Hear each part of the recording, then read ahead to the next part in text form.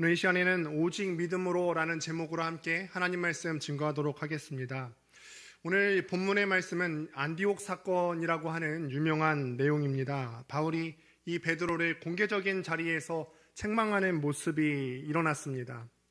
베드로와 바울은 모두 초대교회 내에서 리더 위치에 있었던 어떤 핵심적인 인물들이었습니다. 근데 이 바울은 베드로에 비해서 상대적으로 나이도 어리고 또 사도도 늦게 된 후배입니다. 그런데 공개석상에서 이 선배인 연장자인 베드로를 꾸짖는 일이 일어났습니다. 11절을 보면은 바울이 이 게바의 얼굴을 마주하고 모든 사람 앞에서 꾸짖었습니다. 왜 그랬을까요? 12절을 보면은 이에 대해서 기록하고 있는데 12절 말씀을 제가 한번 읽어보겠습니다. 야고보에게서 온 어떤 이들이 이르기 전에 게바가 이방인과 함께 먹다가 그들이 오매 그가 할례자들을 두려워하여 떠나 물러가매. 우리가 이 12절 말씀에서 눈여겨보아야 할 단어가 하나 있는데 그게 뭐냐면 함께 먹다가라고 하는 단어입니다. 우리말 성경에는 이런 뉘앙스가 있죠. 우리가 베드로가 이방인과 함께 먹다가 야고보에게서 온 사람들이 오니까 도망갔다. 이게 이례적인 느낌으로 다가올 수가 있는데 사실 이 원어의 뉘앙스를 충분하게 따져보자면 이 함께 먹다가라는 단어가 뭐냐면 베드로가 평상시에도 이 이방인들과 함께 먹고 마시는 것을 즐겼다는 의미가 포함되어 있습니다. 베드로가 이방인들과 함께 식사하는 것을 즐거워하고 자주 반복해서 했다는 사실을 바로 이 12절 말씀에 함께 먹다가라고 하는 이 단어에서 동사에서 함축해서 보여주는 것입니다. 근데 우리가 생각했을 때 이게 왜 문제가 될까? 별로 우리 입장에서 봤을 때는 크게 문제가 되지 않을 것으로 보입니다. 그러나 이 당시 이 유대 문화 사회에서는 이것이 굉장히 중요하고 또 어려운 문제였습니다. 유대인은 자기들이 선택받은 백성이라는 사상을 가지고 있었죠. 자기들이 하나님의 선택받은 이 선민으로서 거룩한 삶을 살아야 된다고 그렇게 생각을 했어요. 그래서 성경 외에 지켜야 할 법을 무려 300여 가지나 만들었고 이 300여 가지 중에 3분의 2는 주로 먹을 것과 관련된 것이었습니다. 어떤 것을 먹어야 되고 또 어떤 것은 먹지 말아야 되는지, 또 어떤 사람과 먹어야 되고 어떤 사람과는 또 먹지 말아야 되는지, 이런 것들을 바로 정결의식이라고 하였습니다. 당시 이 음식법과 또 정결법을 철저히 지키던 유대인들은요, 하나님을 모르고 율법을 무시하는 이 이방인들과 식사를 같이 하는 것을 자신을 더럽게 만드는 죄라고 여겼습니다. 그래서 이방인들과는 절대로 식탁 교제를 하지 않고 멀리 했던 것이죠. 그런데 이 베드로는 어떻게 되었다고 하냐면 오늘 본문 말씀에 의하면 이방인들과 먹고 마시는 것을 평상시에도 함께 자주 즐겼고 즐거워했다는 것을 암시하고 있는 거예요. 왜냐하면 한 사건으로 말미암아서 다쳤던 이 베드로의 눈이 열렸기 때문인데요. 사도행전 10장을 보면은 하나님의 특별한 인도하심으로 말미암아서 이 베드로가 이방인인 고넬료의 집에 가는 장면이 나오지요. 근데 고넬료는 이방인이었음에도 불구하고 이 베드로가 복음을 전할 때 하나님께서 성령을 주셨습니다. 베드로는 이 고넬료와의 만남을 통해서 아주 중요한 교훈을 얻게 되는데 사도행전 10장 34절부터 35절을 보면은 베드로가 이렇게 고백합니다. 함께 읽어보도록 하겠습니다. 시작. 베드로가 입을 열어 말하되 내가 참으로 하나님은 사람의 외모를 보지 아니하시고 각 나라 중 하나님을 경외하며 의를 행하는 사람은 다 받으시는 줄 깨달았도다. 베드로는 이 사건을 통해서 하나 깨닫게 되는 게 무엇이냐면 하나님이 사람의 어떤 겉모습이나 외모를 보지 않으시고 또 유대인이나 이방인이냐 하는 어떤 외적인 조건을 가지고 사람을 나누지 않으신다는 사실을 깨달았습니다. 또한 하나님은 이방인이든지 이방인이 아니든지 상관없이 그 마음에 진실한 마음이 있는 사람이라면, 진실한 믿음이 있는 자라면 누구든지 성령을 주시고 교회 안으로 받아주시는 분이라는 것을 이 사건을 통해서 분명히 깨닫게 됩니다. 그랬기 때문에 이 안디옥 교회에 이방인들이 들어오자 이 이방인들과 함께 먹고 마시는 것을 거리낌 없이 할 수 있었던 것입니다. 그런데 오늘 본문 말씀에 이르러서 여기서 문제가 생기게 되지요. 야고보가 보냈다고 하는 무리들이 오니까 베드로가 이방인들과 잘 먹다가 갑자기 들어간 것입니다. 식탁에서 함께 교제를 하다가 이 유대인들의 눈치를 보면서 두려워하여서 물러간 것입니다. 베드로가 물러가니까 이 안디옥 교회에 있었던 유대인 성도들도 함께 물러가게 되고, 심지어는 바울과 같이 1차 전도 여행을 다니면서 갈라디아 교회를 개척한 장본인인 바나바까지도 영향을 받았다고 오늘 본문에 그렇게 기록되어 있습니다. 이 사건을 지켜본 바울이 개발을 책망한 내용이 14절에 나오는데, 함께 제가 14절 말씀을 제가 읽어보겠습니다. 그러므로 나는 그들이 복음의 진리를 따라 바르게 행하지 아니함을 보고 모든 자 앞에서 게바에게 이르되, 네가 유대인으로서 이방인을 따르고 유대인답게 살지 아니하면서 어찌하여 억지로 이방인을 유대인답게 살게 하려느냐 하였노라. 사도 바울은 이 안디옥에서 베드로가 행한 일을 보면서 두 가지 문제를 발견하게 됩니다. 첫째는 무엇이냐면은 이 베드로가 진리를 따라서 살지 않았다는 것입니다.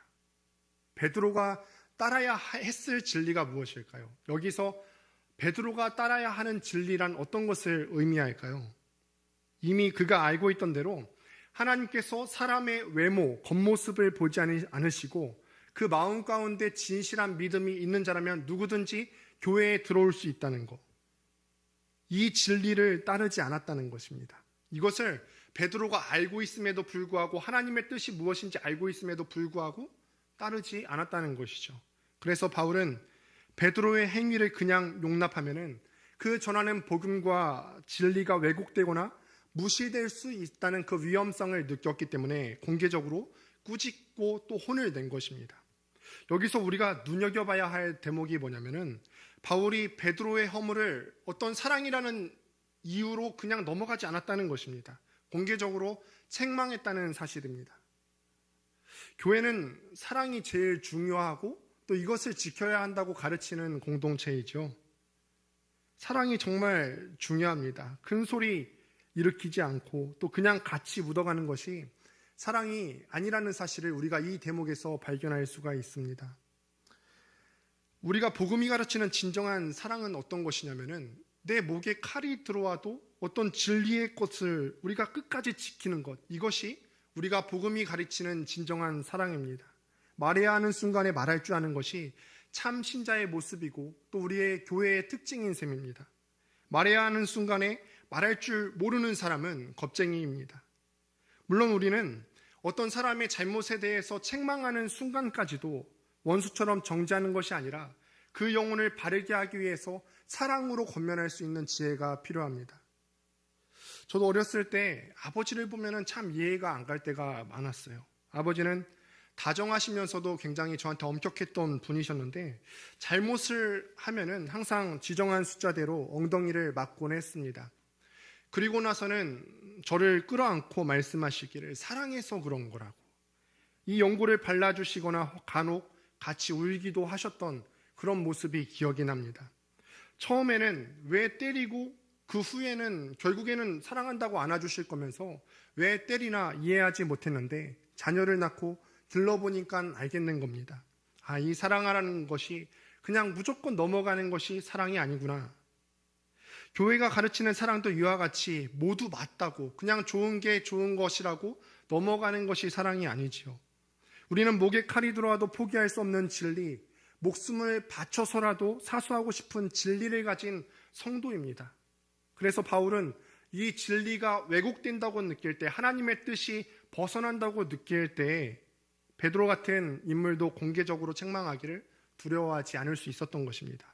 베드로와 관계가 어쩌면 깨질 수도 있었겠죠. 그러나 이 관계가 깨질 것을 두려워하지 않고 진리를 세우고 보존했습니다. 이것이 베드로의 사랑인 것입니다. 둘째로는요, 이 바울이 베드로의 행동에서 발견한 모습은 14절 뒤에 나오는 대로 억지로 이방인을 유대인답게 살도록 만들려는 행위입니다. 이방인들을 억지로 유대인처럼 만들어야지 이 성도의 교제가 가능한 것처럼 진리가 아닌 것을 간접적으로 가르쳤다는 것입니다. 교회는요, 새로 들어온 이방인들이 먼저 자리를 잡고 있던 이 유대인들의 모습처럼 되어야지 성도의 교제가 가능한 그런 공동체가 아닙니다. 새로 들어온 이방인들이 먼저 들어와 있었던 그 유대인들의 모습대로 똑같이 되어야 성도의 교제가 일어나는 공동체가 아니에요. 교회는요, 어떤 사람들이 모이죠? 세상에 있는 다양한 형태와 또 다양한 성격을 가진 사람들이 모이죠. 그런데 이 다른 사람들이 오직 한 가지, 예수를 믿고 인격적으로 만남으로써 한 몸이 되고 또 서로 깊이 사랑하는 공동체입니다. 그런데 유대인처럼 되어야 한다는 조건은요, 교회의 이런 정체성을 심각하게 훼손하는 행동입니다. 마치 아무리 예수를 믿어도 이 먼저 와 있었던 유대인처럼 할례를 받지 않거나 율법을 지키지 아니하면은 같이 식탁 교제를 할 수 없다는 듯이 뒤로 물러나 버린 것, 이것이 복음의 진리를 왜곡시켰다는 것입니다. 제가 한 번은 현지인 교회를 다닌 적이 있습니다.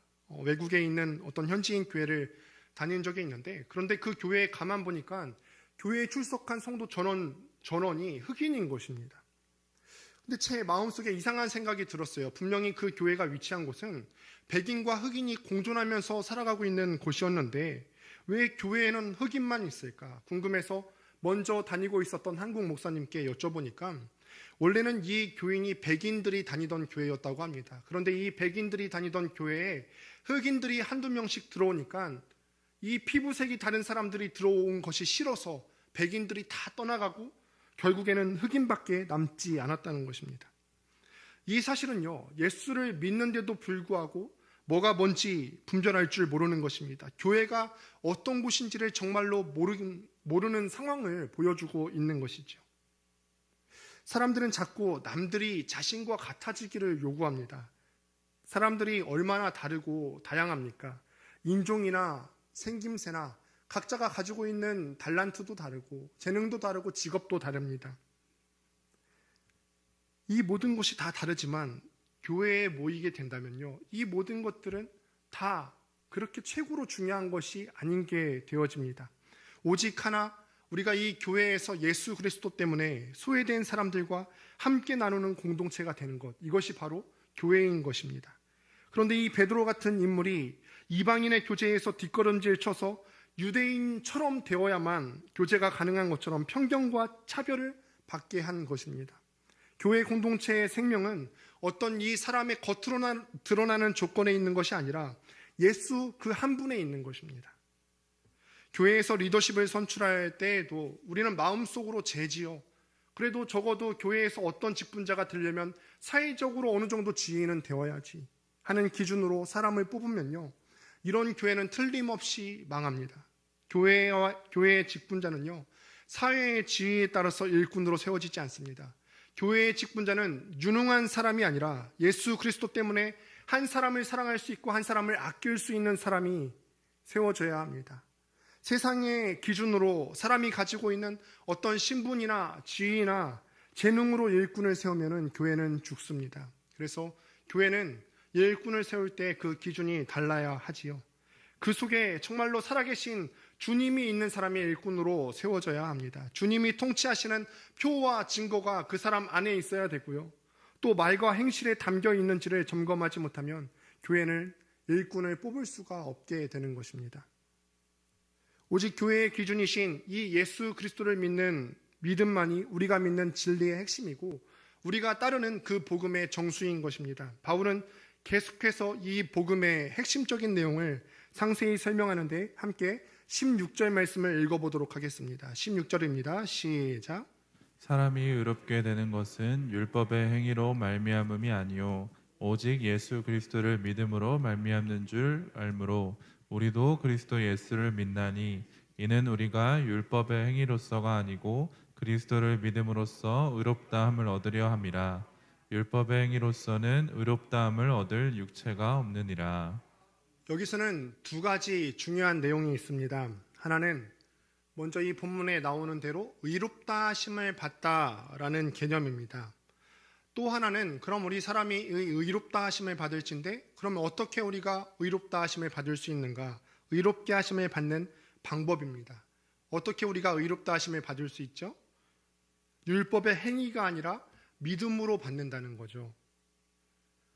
우리는 흔히 예수를 믿어 얻는 결과에 대해서 말할 때 어떻게 말합니까? 예수를 믿으면 어떻게 되죠?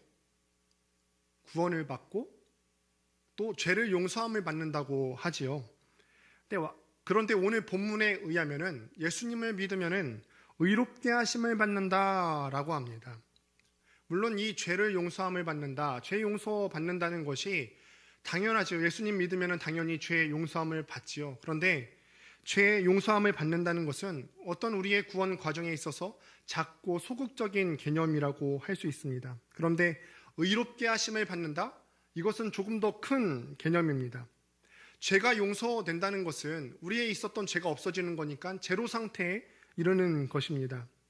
그러나 의롭게 하심을 받는다는 것은 적극적으로 이 제로 상태에 뭔가를 더해서 뭔가 더 구원의 풍성한 상태에 이르는 것이지요. 우리가 하나님 앞에 섰을 때 죄가 없는 제로 상태로 서는 것이 아니라 적극적으로 의로운 상태로 하나님 앞에 설 수 있게 되는 것입니다. 그러니까 우리가 받는 이 구원을 더욱더 풍성하게 표현해 주는 개념이라고 할 수 있습니다. 이 단어는 그러니까 우리가 조금 더 쉽게 우리의 말로 풀어보면은 하나님 보시기에 하나님께서 우리에게 이렇게 말씀하시는 거죠. 너는 옳다. 너는 바르게 살고 있구나. 너는 의롭게 살고 있구나. 라는 평가를 받는 것입니다. 그런데 여기에서 문제가 무엇이냐면 우리가 의롭게 되는 것. 우리는 하나님께서 우리를 의롭게 여겨주셔야만 의롭게 되는 존재입니다. 우리 스스로 우리의 상태를 의롭게 만들 수가 없는 거예요. 우리는 우리 스스로가 처음부터 의롭게 되는 존재가 아니라 예수 그리스도를 믿음으로 인해서 의롭다고 여김을 받는 것입니다. 그런데 많은 사람들이 어떻게 생각합니까? 많은 사람들이 원래 자기가 죄인인데 이 죄인인 자기의 본성을 발견하지 못한다는 거예요.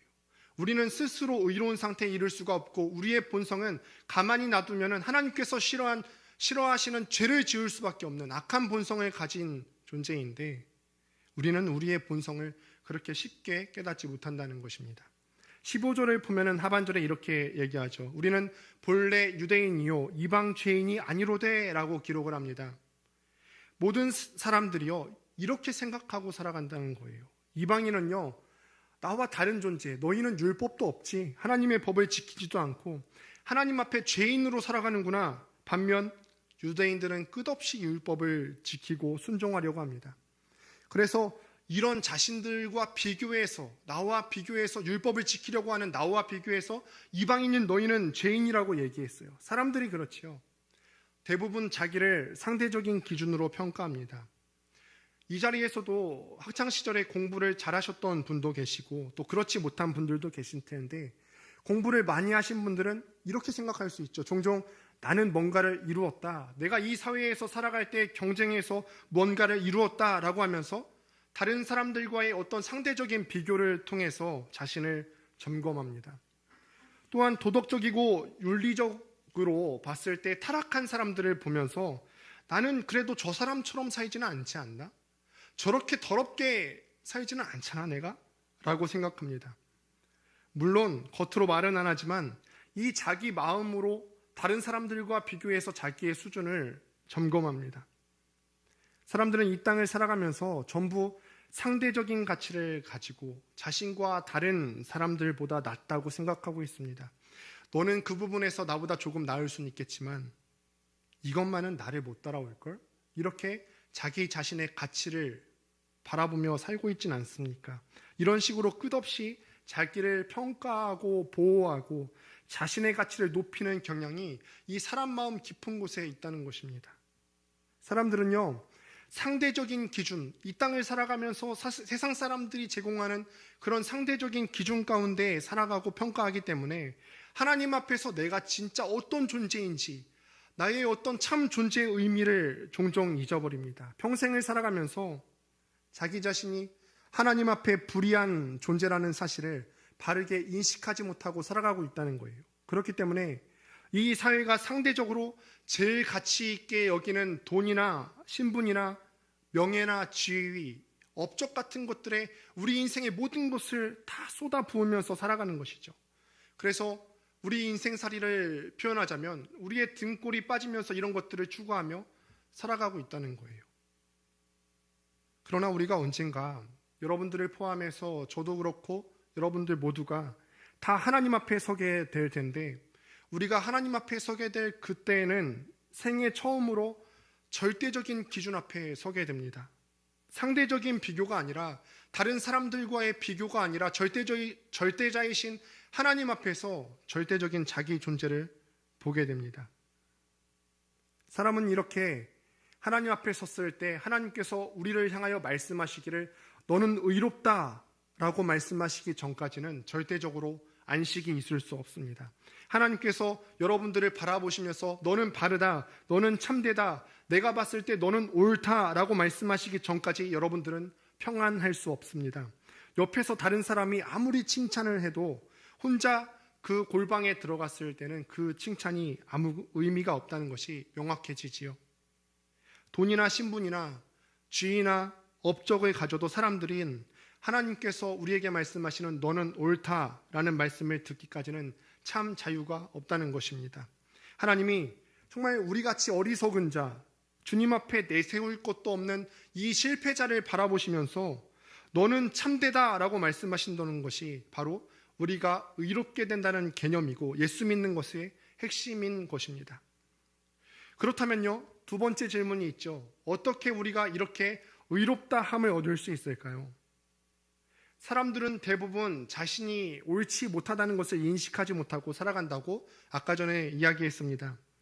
그런데 사람들이 이렇게 자기가 옳지 못하다는 사실을 인식하지 못하고 살아가는데 어느 순간 이 자신의 부족함을 자각하게 되면은 그때부터 사람들이 보이는 행동이 뭐냐면 율법의 행위를 추구합니다. 내가 부족하니까 뭔가 선한 것을 해야지. 내가 지금 뭔가 부족하니까 이 말씀대로 율법의 강령대로 살아야지.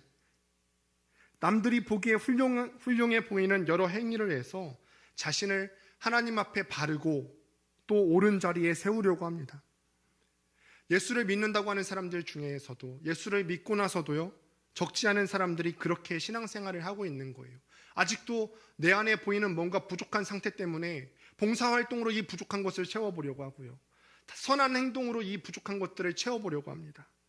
그러나 이 모든 노력들에 대해서, 우리의 인간적인 이 모든 노력들에 대해서 우리가 읽은 16절 하반부에서 한마디로 결론을 내립니다.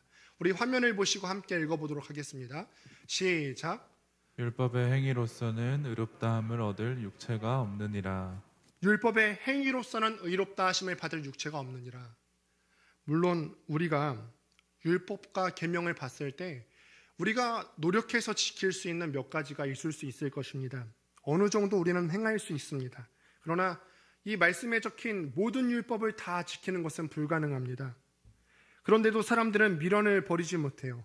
사람의 본성 자체가 왜곡되어 있기 때문에 예수를 믿고 나서도 하나님 앞에 예쁜 짓을 해서 뭔가 선해 보이는 행동을 해서 뭔가를 얻어내려고 하는 부패한 본성이 우리 가운데 그대로 남아 있습니다. 그러므로 하나님을 믿고 그분의 은혜와 복되심을 찬양하고 높이기보다 끊임없이 우리가 무엇인가를 받기 위해서 예쁜 행동을 하는 신앙생활을 하고 있다는 거예요. 이것이 율법주의적인 경향입니다. 그러나 우리가 다시 한번 이 시간을 통해서 반드시 기억해야 할 것이 무엇이냐면 우리는 행동이나 우리의 조건을 가지고서는 하나님 앞에 설 수 있는 존재가 아니라는 것입니다. 율법을 지켜서 하나님 앞에 하나님의 음성 가운데서 의롭다 하심을 받을 자가 아무도 없습니다. 하나님께서 우리를 믿음으로 구원하시는 이유가 무엇이냐면 행위로 하나님의 원하시는 기준을 충족시킬 수 있는 사람이 아무도 없기 때문에 그렇습니다. 자격을 구비하고 율법을 지키고 선을 행해서 구원에 이를 수 있는 자가 아무도 없다는 것입니다.